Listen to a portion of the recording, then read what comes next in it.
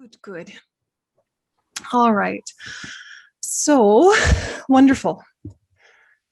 We will record. Okay, so we'll take a minute and set our motivation, and we'll use Refuge in BODHICHITTA. Welcome, everyone. Really nice to see you. And of course, I have hidden my prayers from myself. There we go. There's one. One moment. Haha, I found it. Okay, here we go. Refuge in BODHICHITTA. Oi sangye chudon soge chunam lai janju madu dani kapsu chi dagi chinyan gi pe sonam gi rola penche sangye drupa sho sangye chudon soge chunam la janju madu dani kapsu chi Dagi chunyan gi pe sonam gi rola penche sangye drupa sho sangye chudam sogi chunam la janchu badu dani kapsu chi dagi chunyan gi pe sonam gi rola penche sangye drupa sho. And so just allowing the refuge in bodhicitta to connect, to revive, to strengthen, and to direct all of our actions.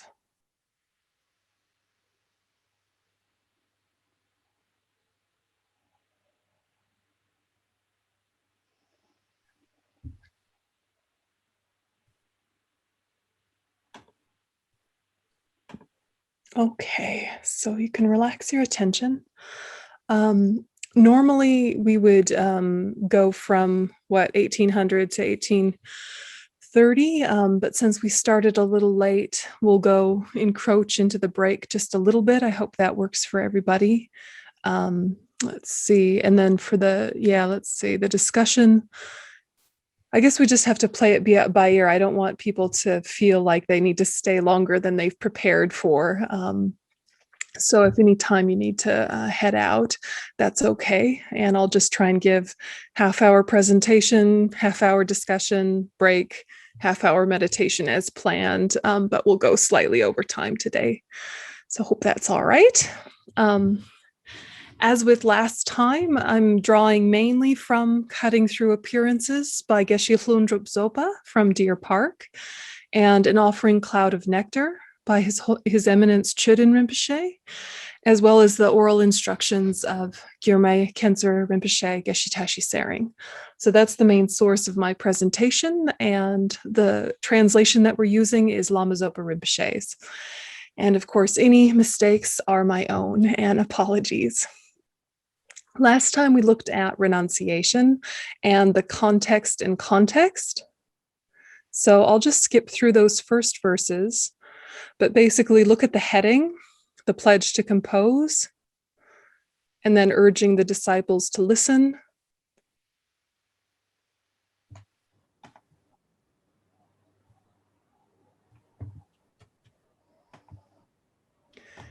And those main points about the preliminaries, they kind of start out with a summary from Lama Tsongkhapa of what the three principal aspects of the path are in brief. And then you go into renunciation specifically. And now we're going to move into bodhicitta. But since you last were talking, last week you talked by yourself, and then in discussion the week before, what did you come to as kind of the main essence of renunciation, the determination to be free, this intention of definite emergence? What's kind of the essence of it? What does it want to do?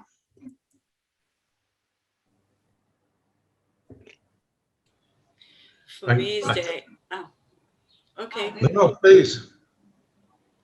No, I just thought about this inner saying, enough is enough. Yeah. And the real understanding, there's nothing out there. So it's like really like enough is enough. Yep. Yeah. Yeah. That's a good way of putting it. Yeah, absolutely.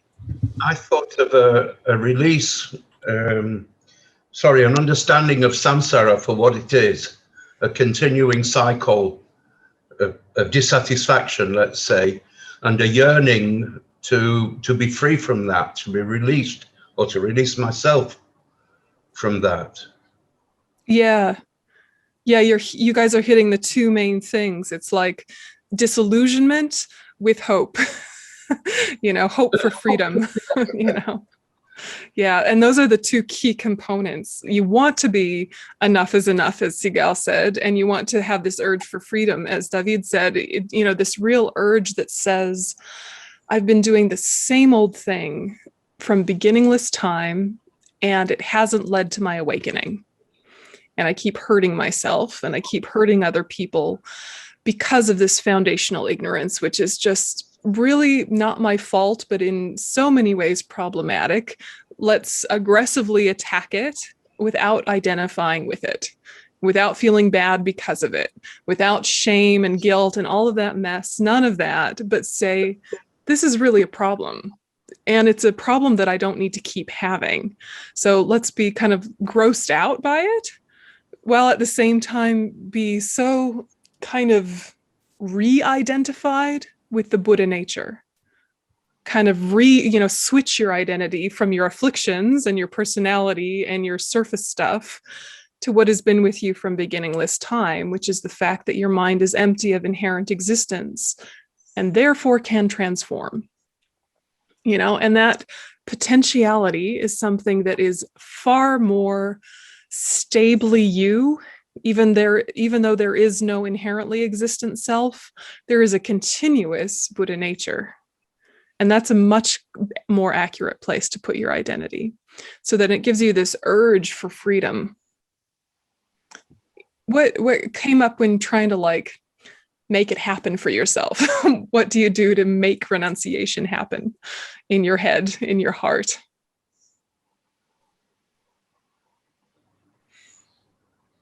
How do you cultivate disillusionment? How do you cultivate hope? I think it came up a lot last year, last week, that we only think about it really when we are having difficulties, and not when attachment looks like a nice thing. We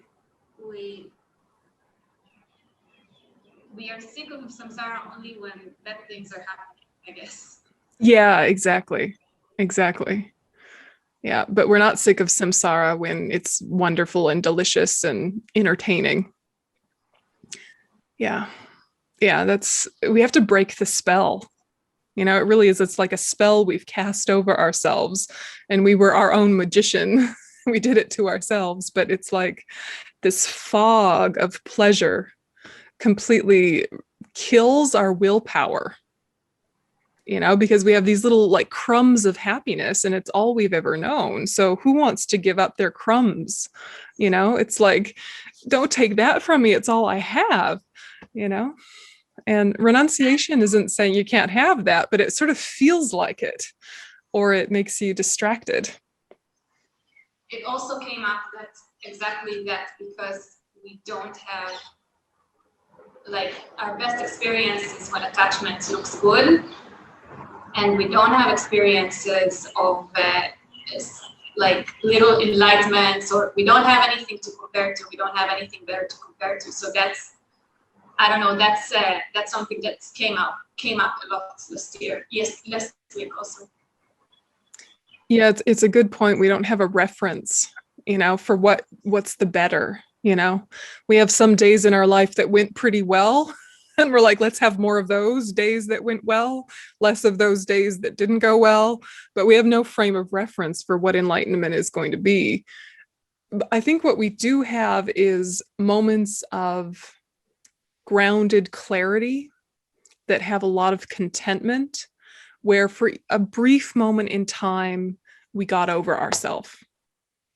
You know, those like brief moments in time when you stopped prioritizing self-centered needs and consciously were prioritizing the needs of the whole without a martyred feeling, but with a very strong, deep sense of interconnectedness. And there was like a deep joy in working for others, you know, without pressure, without expectations, but just like a little glimmer of when we got over ourselves. Do you know that one? Like that deep contentment? You're not like excited being a hostess or a host trying to make everybody happy and, you know, I don't know, well-fed, not like that. But, you know, but maybe it was when you were a host or a hostess of something, but you were just really standing back from the situation and wondering, how can I make this the best for everyone joyfully? Do you know what I'm talking about? That it different than a regular kind of bouncy happiness, Yeah. but like a steady, calm joy. I've had And that- bouncy. Yeah, we've had sugar high happiness of various types. No. I mean, the bouncy happiness isn't necessarily bad. It's just that so often excited mind comes from attachment, which means when it finishes, it crashes rather than going back down to equilibrium. It's very rare for us to have this like spike of happiness and then to even out. Usually it's a spike of happiness and then a crash of despair or fatigue or disillusionment or disconnect. You know, it's like you have a wonderful holiday, but then you need to like recover from your holiday. You know that? And, you know, yeah, David, go. How about, without relating the incident, I did have a bouncy happiness. And how about recalling that and using that as a base to say to myself, that is what I'm looking for on a long-term basis, not necessarily a high, but it wasn't something that I drank or smoked.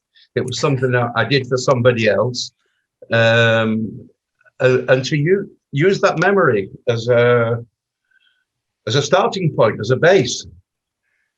I think there is something to that. I think that it's more like it shows you what your capacity for joy can be. And there's more even than that, but it's almost like it's showing you. It's like a reference. It's like my mind can actually be that happy. It has the capacity for that amount of joy. What I need to look at now are the kind of more consistent conditions to bring that about more stably, rather than chasing the external conditions that just happen to come together for that moment in time. So it's like it's showing you something about your mind's own abilities.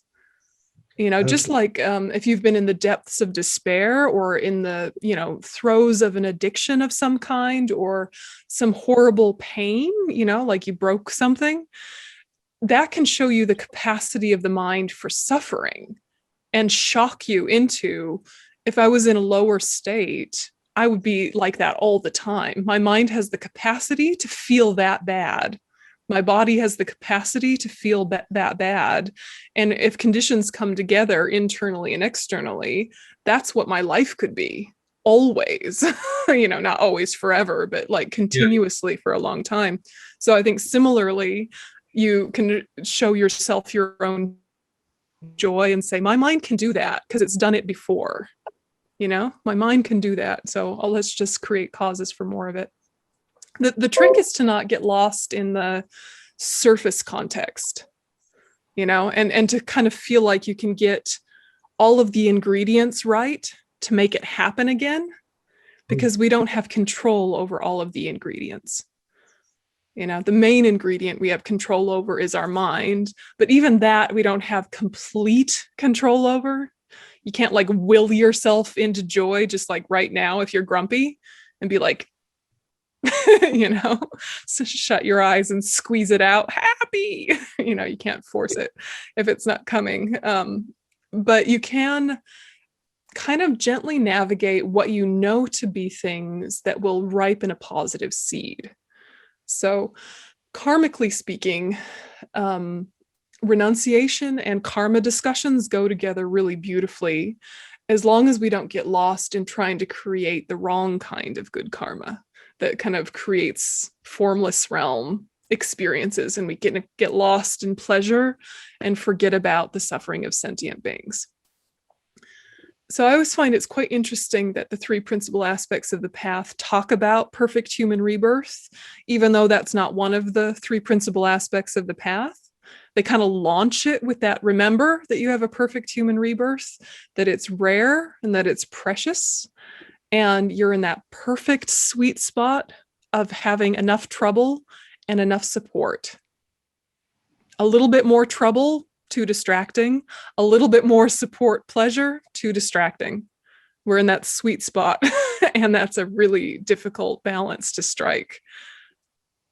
So, if we're lost in pleasure at our stage, it's really likely that we'd forget about sentient beings. Hopefully not. But, when you're on a beach in Bali, I don't know, drinking Mai Tais, I don't know what people drink now, do you think, oh, you know what, I'm going to use all of this relaxation and joy to give myself momentum for my practice, to work for the welfare of all sentient beings and donate all of the rest of my money to charity and I don't know, blah, blah, blah. You usually are just like, and other things don't occur to you, and it's totally natural, but it's why we need to kind of be jolted into altruism through recognizing our own pain. So it's very hard to have deep compassion going into bodhicitta if you don't first have renunciation. If you don't have renunciation for your own situation, you don't really see the incredible tragedy of the situation of others. You have too much distance from it. It's like there's no pathways of empathy. Yeah, Yun, did you want to ask something? You can't hear you. Oh, we can't hear you, hun. Technology problems. Yeah, type me in the chat. Perfect. Yeah, Il, did you? I saw a hand earlier. Yeah, it was just, I wanted to add to the conversation that we also talked about, if you can't find renunciation within you, then talking about examples of people who have renunciated, I think, is also helpful. And sometimes that it's meaningful to meet someone who seems to be more connected to that path. And so it's something that is more tangible to aspire to when it's hard to find it within yourself. Yeah, it's true. You kind of need to see someone doing quite well with less, less relationship, less materials, less stimuli, and somehow more happy. And it kind of helps prove it to you that this can really work. If you ever go to Dharamsala, you can visit some of the yogis up the mountain, and they're just hanging out in their little hovel with their bag of tsampa and their bag of tea, and they are happy. They are happy, and you think, something to this Buddhism. Maybe I should meditate. I don't know. Seems to be working out. So I thought I'd share just the summary from Chöden Rinpoche's commentary, because it's a nice little summary of renunciation, and then we'll go into bodhicitta. So you discussed. Okay, so Chöden Rinpoche says we should reflect repeatedly on the non-deceptive nature of karmic results and the suffering of samsara. So if we want to get ourselves solid renunciation, we have to keep thinking about how karma works and how we are the agent of our own pain. And, kind of really develop that, as Sigal said, enough is enough, but also that hope that we can get out of it. So there's two components to an uncontrived mind that wishes to attain: the abandonment that has abandoned all types of afflictions, and the freedom that is free from samsara, that has the nature of suffering. At that time, we have generated the thought of renunciation. So it's this uncontrived mind that wishes to attain the abandonment and the freedom. Yeah, to get rid of and to get. Yeah, or get rid of and get out of both. And further, once we have seen samsara in general as having the nature of suffering and generate the mind seeking freedom, this is renunciation. However, in order to generate pure renunciation, we should continuously view samsara as having the nature of suffering at all times, night and day, without generating, even for one instant, the wish to obtain any kind of samsaric excellence. So this is aspirational, right? Like right now, we still want samsaric happiness or samsaric excellence, right? After this, we're going to have a cup of tea and we're going to have a snack and we're going to have a rest and we're going to do all sorts of samsaric pleasures. And in fact, we should at our level, because if we clear out everything that gives us temporary happiness, we'll trigger deprivation mentality. Will trigger this sense of need and want and empty and nothing, and that will turn into a despair, or it will turn into a rebellion that says to hell with this and will become worse than before. So the real thing here is pacing. What's the pace at which I can gently develop my renunciation without any backlash? So he continues by saying, when the mind thinking to attain the freedom that is free from samsara is generated spontaneously, at that time we have generated pure and uncontrived renunciation. So that word uncontrived that you see repeated in all of these kind of like criteria for having it conversations, it really means that it's spontaneous because of familiarity. It comes out without needing extra effort because you put in tons of effort initially. So he says, when we generate such renunciation and have become familiar with the three types of training, ethics, concentration, wisdom, not only do we have the capacity to attain the mere state of personal freedom from samsara, but this renunciation also acts as the cause of Buddhahood. So not just nirvana. However, if it is not qualified by the awakening mind, meaning bodhicitta, this renunciation does not become a perfect cause. Despite having familiarity with renunciation, if we are not influenced by the awakening mind, we become diverted from the path that leads to Buddhahood. And having entered a path of the lesser vehicle, even the path itself does not become pleasant. Therefore, for renunciation to become a perfect cause for Buddhahood and a pleasant path leading directly to Buddhahood, it must be qualified by bodhicitta. So Chöden Rinpoche was an exemplar of renunciation. He, instead of running and, kind of doing refugee stuff when the Chinese invasion came, which of course is completely understandable and very good that many of our lamas did that, Chöden Rinpoche just went into retreat in somebody's house, in a room with nothing on the walls. I think sometimes he had to wear lay clothes to pretend he wasn't a monk, and sometimes he could wear semi-robes. All he had was his prayer beads. All he had was his mala that he kept in a secret pocket and that's all he had for like 17 years. And he just pretended to be somebody's invalid uncle, basically, somebody's sick uncle. And a family, made sure he was fed and watered, and he just did his practice in a little crappy room in a noisy family house with nothing. And he just quietly got the job done. And then finally, when he moved to India and was able to escape and then started teaching, it was just this blissful, still clarity.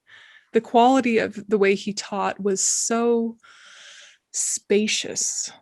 There was just so much. And he talked very, very quietly. If you ever went to his teachings, he passed away a few years ago, but he taught in this little whisper. And his translator always had to kind of lean in, and then all the students would kind of lean in. And it was just this incredible, deep quiet that was so joyful. And he didn't just magically come out of nowhere like that. That was the result of years of renunciation, but informed by bodhicitta. It's like he was doing this for us the whole time, and that kept his joy up. You know, sometimes working on the path just for yourself, on one sense, we can say, oh, that's self-centered or that's limited. But on the other hand, it's actually not as fun either. Just working for yourself, it's like you can do enough to make yourself okay, and then just kind of leave it at that. But if you're thinking others could really use the best of me, and if the best of me was more vast and more deep, my impact would be so much more, and the benefit would be so much more to them. And so for their sake, I need to work on myself, you know, for all sentient beings, but the specific ones I interact with every day, these are ones I have this strong karmic connection with, whether I like it or not. You know, your random coworkers, your family members you just can't help but see all the time, you know, just the people in your life. They are having such a benefit from how much work that you do, and remembering that kind of can keep the momentum up, if that makes sense. Yeah. So it looks like there's a question in the chat. So this is from Yun, who's my friend from New Zealand, who is now also in America and is a wonderful practitioner. You guys would love him if he was in Israel with you. But he says, regarding renunciation, is that something that we first develop in terms of a contrived state of mind through remembering the 3, 6, 8 types of suffering and the benefits of enlightenment, and then later stabilize through a stabilized mind of insight? Or is it a state of mind of just like true understanding? So it's a really good question. In the beginning, it is contrived, and the gateway to the Mahayana path is uncontrived renunciation with uncontrived bodhicitta. Those two together is the path of accumulation. But in the beginning, it's just as you say, to think about the 3 types of suffering, the 6 types of suffering, the 8 types of suffering, all with the background of these all come from karma. These all come from negative states of mind that were driven by suffering, that were driven by ignorance. Remembering that, then your view of suffering changes. So rather than seeing suffering as something that you don't want, but you put up with, or you don't want, but you reframe, you look at suffering as something that has very specific reasons. And if you see the specific reasons, you can kill the specific reasons. And so then you feel more empowered. And you start really looking at, all right, what's the regular trouble I experience? Is it, you know, people are always critical to me, or people are always dismissive? Or is it something, you know, something of that type, a pattern that happens again and again? And then that makes you go, oh, I was that guy. You know, I was that bureaucrat, or I was that difficult boss, or I was that difficult partner. And instead of feeling bad about yourself or mad at them, you become strategic. And you think, okay, so I need to stop creating the cause for more of that. And I need to start purifying all my past stuff of that type. And I zero in specifically on that as my kind of project. And it really can become a very enriching process. It's interesting to play with in this way. I don't know how many of you know this, but I've had a lot of trouble with bureaucrats, with like visa stuff, with healthcare stuff, with airline stuff. I always have some sort of like minor difficulty or like big obstacle whenever I have to do something involving paperwork. You know, even if I'm so organized, even if I do everything perfectly, somehow there's a problem. And so I know I was a terrible bureaucrat. I was a really uptight, snotty bureaucrat. And, and so I was thinking about that because yesterday I was coming home from running errands and I stopped at a fast food place that now has vegan burgers. Do you know this? Burger King has Impossible Burgers. It's so exciting. So, so I was being very lazy, and I stopped to get my vegan burger, my Impossible Burger, and I saw the kid doing the burgers wasn't wearing his mask. You know, and in Montana, there's still a little bit of problem with COVID, and not everybody has their vaccine. And I felt the bureaucrat come up, and I said, "Tell that kid to put his mask on." And then I thought, all right, so I'm right, but I'm wrong, right? Like, I'm correct. He should put his mask on, and probably someone should tell him. But this energy in me that feels entitled to tell him what to do is a problem. I need to cut this out, right? And I could feel it. I was like becoming, I don't know, like his supervisor, like a parent, like a obnoxious everything. And it's like, even though I was right, I was wrong. And I thought to myself, this is why you have problems at airports. You know, you have done this a million times, like, cut it out, kid. And it really reminded me that even though we might have a socially acceptable version of the problem now, it still echoes of a theme. Yeah. So we might have really gotten some of our bad behavior under control, but we haven't purified the karma of it, and we haven't gotten rid of the kind of like shadows of it still creep into our life. So it can really give you your own power back, rather than thinking what is wrong with people all the time. You really consciously try to find those places within yourself and kind of get rid of them, right? As best as you can, or at least gently take the edge off. Yeah, for example. Yeah, and we have far more scary, severe examples in our life, I'm sure. People have probably done horrible things to us in our life that we in no way deserved. Yeah, that were not justified by any sense. And we didn't deserve it, and it shouldn't have happened. And the people that did it to us should not have done that. And they have very heavy karma because of that. And we created the cause at some point, somewhere in the past. And thinking in those terms, again, helps us take the power back. So we don't feel like things are so random, that we're such victims of circumstance. We look for the tiny, tiny echoes of that in their socially acceptable, polite form that we can get away with, and really look at trying to challenge those a little bit, and the mentality underneath them particularly. Yeah. So karma is really important. Yes. Yeah, David, go ahead. I'm sorry, I'm taking all the time. No, go. On the example that you just gave about the burger flipper, I'm sure that a lot of learned, yourself and other learned people in the Dharma could hold a debate on that very issue for weeks, as regards him and as regards you. But perhaps it was a chance to further bodhicitta by maybe approaching the fact that, oh, his manager might see him and fire him. Or maybe the guy just forgot and will be happy if he's reminded. So would it not be correct to what I'm asking is, would it be correct to say, please put your mask on it in a polite way, without any attachment,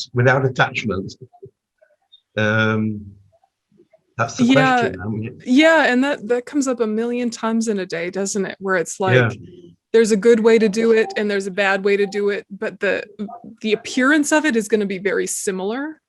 You know, we're nice people, we're polite people. Sometimes there's an edge to our voice, sometimes there's rudeness, but generally we're nice enough people. It's all about the mentality. And my suggestion is, and take it or leave it, but my suggestion is, if you know yourself to have a strong habit of something of one category, even if the words coming out of your mouth are correct, to just shut up. You know, and I said that to myself, of course, after the fact. You know, in the moment, I felt very righteous, like I was doing a service to all Burger King patrons. You know, tell that kid to put his mask on, you know, like, so it's like, even though I was right, for me, I know I need to really watch that tendency, the like school marm tendency, you know, the bureaucrat tendency. And so in a perfect world, I would have noticed the urge, caught myself, stopped, adjusted to bodhicitta, and then said it from bodhicitta. In a perfect world, you're 100% right. But because things happen so quickly in the moment, it's kind of like often our best solution is maybe just not, maybe just no, you know.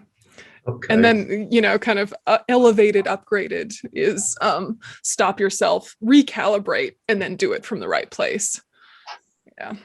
Yeah, definitely. And we have to just, you know, choose in the moment. Life goes so quickly. Yeah. But that's the thing, is that usually we do the opposite. We think, even though I'm angry, it's the right thing to say, so I'm going to do it anyway because it's the right thing to say. So even though I'm angry, I'm going to do it. That's usually our reasoning. And I'm challenging us to say, what about the other way around? What if even it is the right thing to say, but my reason is wrong? So shut the heck up. Just as an exercise in these little moments where it doesn't really matter. Right? Probably, you know, 5 other people will tell the burger flipper to put his mask on and he's just being a rebellious teenager and saying to hell with it. Like, what impact will I have on his life? But, you know, when it comes to big things, of course, you know, you make a statement, you know, you don't wait and say, am I angry or not? If a child is running out into traffic, you just grab them, you know, you don't stop and think about it.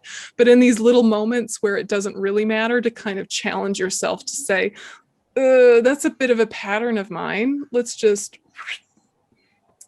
zip it. It's tricky. Okay. Yeah.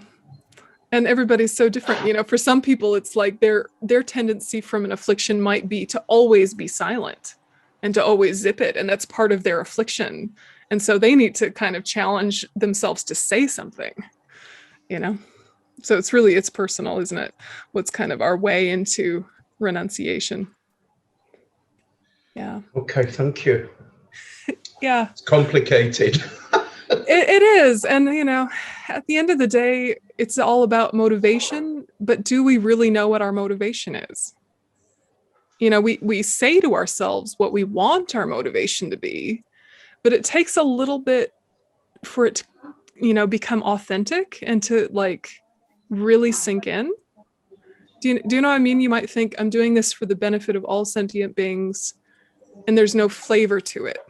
And then you say it again, and then you say it again in your mind, in your heart, until finally there's like a little warming and the heart kind of warms up again and kind of, you know, becomes open again. And sometimes it is just repetition to make a motivation that you want to have be the motivation you actually have.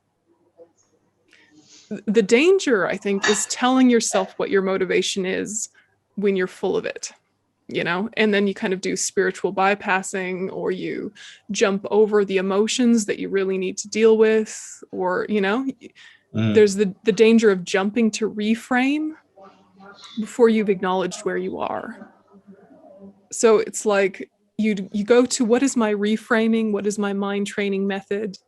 And then kind of push pause and kind of look back. Okay, so where am I in relation to that genuinely? And, you know, like that. Pro tip. So, okay, so continuing on, and we'll get into bodhicitta and you guys can have a discussion time. So verse 6, then going on, even if renunciation has been developed, if it is not possessed by the mind of enlightenment, it does not become the cause of the perfect bliss of unsurpassed enlightenment. Therefore, the wise generate the supreme mind of enlightenment. And so here we get the recommendation for practicing sevenfold cause and effect. And I think most of you know this one, where you start with the essential foundation of bodhicitta, or of, you start with the essential foundation of immeasurable equanimity. Yeah, the impartial goodwill. Whether someone's friend, enemy, or stranger, you wish them well, and you see them equal and just wanting happiness, not wanting suffering, and you get your mind even and stable. And then you go into the sevenfold cause and effect. So the side note here is don't get it confused with 7-point mind training. 7-point mind training is a slightly different practice. It's all related, but it's a different practice. So the causes are the first 6, and the effect is bodhicitta. So recognizing all sentient beings have been one's mother, remembering their kindness, wishing to repay their kindness, love, compassion, highest intention. That all as a group triggers or leads or is a catalyst for bodhicitta. Yeah. And maybe somebody's got background noise. Maybe David, do you mind just muting for a little bit, just for the background noise? Oh, it's difficult. I'm not sure what I can do. I can. Oh, okay, that's okay. No problem. Perfect, perfect. And then, of course, unmute for the discussion. Of course, of course. Okay, so sevenfold cause and effect. We talk about this all the time. It comes up all the time. The common complaints are what? I don't like my mother. Why do I want to see all sentient beings as having been my mother? Or I have a complicated relationship with my mother. I don't want to see all sentient beings as with complicated relationship. Those kind of classics. And then why mother, why not father? My father was really kind to me. My mother was awful and withheld affection, whatever randomness you say to yourself. Okay, so you just kind of shake it off and remember the Buddha is talking about archetypal mothers, the mother archetype. They're talking about that idealized human relationship, which doesn't always happen, but the idealized version of someone who is so selfless that they give even their body for you. They give their time for you. They give their, attention, energy. They'll lose sleep over you, all for you. And if you have a mother like that, and, lots of my Israeli friends have mothers like that, so that's lovely. But sometimes there's also then the added enmeshment issue. Right. So there's like all of this love and you're like love flooded and they're all in your business and they're making sure you have socks, even though you're 35 and, it's a whole thing. It's like, it's lovely. It's lovely, but there's also like tendrils of enmeshment and codependency. So take those bits out and just think of like the purest form. Maybe when you were 6 months old and you wouldn't stop crying and she was totally exhausted and hadn't slept well for weeks. And she got up one more time to comfort you, even though it was the last thing she wanted to do.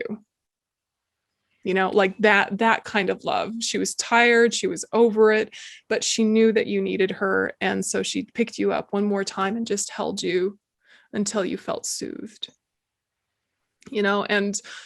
She fed you even though her body hurt and was aching and raw and parched and chapped and just, and she just fed you again, and she was just with you, so present. Yeah, so present. Think of how mothers are with the tiny, fragile baby would die without her. That kind of love.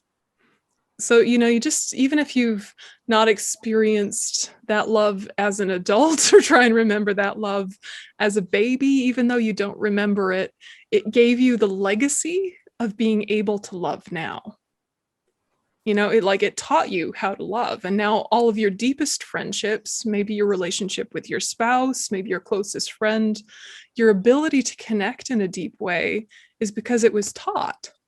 You had your Buddha nature, you had your habituation, you came in able to love, but you needed conditions to kind of wake that ability up again. And your mother really helped with that, or your primary caregiver. So you just take this archetypal idea of the perfect love a human can have and use it as your basis to try and develop affection for all sentient beings. So it's an interesting idea that affection depends on a feeling of like closeness and gratitude. And if there's a lot of like uncomplicated gratitude, like no strings attached gratitude, and a feeling of closeness, you almost can't help but love someone if you have those two factors. Yeah, closeness and gratitude. It's like you start to see them as appealing. You see them as like attractive, not in a romantic sense, but just in an appealing, I want to be close to you sense. Like all of your facial features make me happy. I love that one weird wrinkle. I like that one of your nostrils is smaller than the other. Like all of the stuff that's unique to their face, you love it because of this closeness and this gratitude. And it kind of turns into, I really want to repay that kindness, meaning I want you to be happy, right? I want you to be happy genuinely. And I want you to be free from suffering, genuinely from my heart, not because I'm a good child who should do the right thing, but because from the depths of me, I just feel such gratitude. And that turns into the highest intention of great compassion, which is, therefore, it's my responsibility to do what I can to enact that. The best way is if I become enlightened. And so those 6 turn into the 7th, just very organically. And so to think all sentient beings have been your mother, you do start with logic, thinking, all right, time is beginningless, sentient beings are finite. Though numberless, though so many sentient beings, there are no new sentient beings being created. One, because nothing comes out of nowhere. Yeah, that there's nothing that sort of just pops into existence causelessly. Therefore, everyone is beginningless, just like time is beginningless and consciousness is beginningless, and all of those things you know from philosophy. So there's a whole bunch of sentient beings, but they are not new ones. Time is beginningless. You've bumped into each other, right? And they can use, like pictorial examples, like if you had a jar with 1,000 grains of rice and you painted 1 grain of rice blue, and that blue grain of rice is you, and you put it in there and you shook. Eventually that little blue grain of rice would touch all the other grains of rice eventually, if you just kept shaking. So kind of think of that as like all sentient beings, you, and time. Right? And of course, some grains of rice, that little blue one touches more often, right? There was maybe, shake. It's stuck with the same 10 and just kept bumping into the same 10 for ages before it kind of broke free and started hitting another group. And that's like our family and our friends and the people we just keep running into. But really think, you, my sister, my brother, have been my mother. My partner, my best friend, you've been my mother. My coworker, my worst enemy, you've been my mother. Because they have literally been your mother. They've been that close, they've been that kind. And yes, they've also been your enemy, and they've also been predator and prey and all those things, but you're looking at ways to touch the heart. And you're not seeing them as your child, even though they've also been your child, because that makes it less likely that you're going to hold them up in this sense of respect. Yeah. So if you see all sentient beings as being your child, you see them as close and you want to take care of them, but it doesn't do the same thing as lifting them up into, you took care of me when I couldn't even wipe my own bum or blow my own nose or feed myself. It's like, it's a humbling sort of thing happens to you. And then you go into remembering her kindness. So you can think of your actual mother's kindness, or mothers that you've seen, or mothers in the animal kingdom, or, just mothers, what they do, and then move on through the steps like that. So you all know that's one way of developing bodhicitta. There's also equalizing and exchanging. There's a lot of other ways, but I'll now turn you over to discussion and have a little chat about it for half hour. Is that okay? Or is it better if it's shorter? How are you doing for time? 20 minutes and then 10 minutes. 20 minutes? Yeah, and then 10-minute break, and then meditation. Okay. Yep, 20 minutes, then a 10-minute break. All right. And I know that you want to speak fluently in Hebrew quickly, and you can a little bit, but include you in a little bit too, just for some English, if you can. It's no problem. You guys have beautiful English. I trust you. So I will leave you and see you in half an hour for the meditation.